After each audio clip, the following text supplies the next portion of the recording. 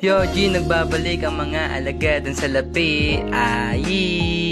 At dito nga nagkita-kita namin ni Spicy dahil meron kaming MB na bubuin. At gagawin naming MB at represent ng Antipolo City. Siyempre, bago tayo pumunta sa ating paroroonan at kailangan muna natin manghingi ng gabay sa poong may kapal. At yun, nandito nga kami sa first spot at nagtipon-tipon na naman ng mga birador. Asan ang tinidor? Habang yung mga homies natin dito ay nagtipon-tipon na lahat naka all black sa lugar ng mga all god.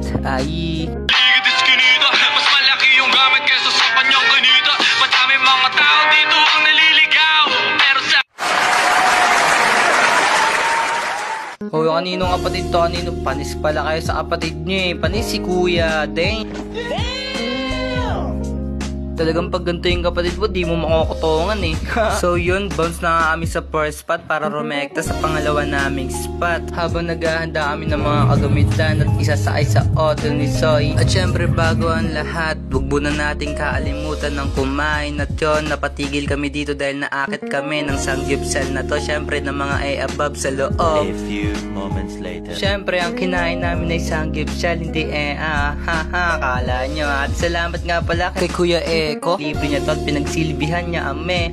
Pinagluto niya ame ng karne para may makain kami ngayong gabi. Yossi, break muna bago bumakbak. Di pa kami tapos mag-shoot at abangan nyo na lang yung mamangyari mamaya.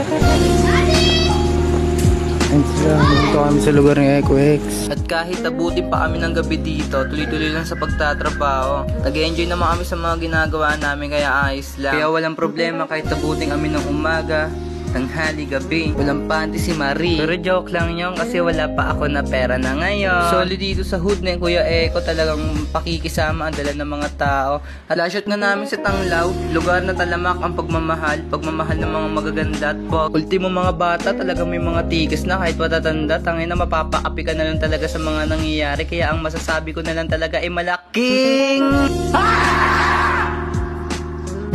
Yo, sobrang safe nang nangyari ngayong gabi. Out na kami, nandito na kami sa spot oh. Dito kami naglalatag. Kasama namin si Eco X at sa daw kanina, dalawang legendary pero hindi pa din sa na napaka-solid nung nangyari. 2,000 years later. And another day, another hustling. Syempre dito pinagpipicturean na namin yung mga item namin para ma-post sa social media namin at mapakita sa madlang people kung gaano kaganda ang aming mga tinitinda. Syempre dito nagtipon-tipon na naman ng mga homies sa spot para gumawa ng salapi. Syempre ganun talaga pag alagad ng salapi tayo namamakyo pa. So palagi nyo nang tatandaan na pag may gusto kayong gawin na kailangan yung pagtrabahuhan at pagpaguran nito bago nyo makuha. At good day mga homie.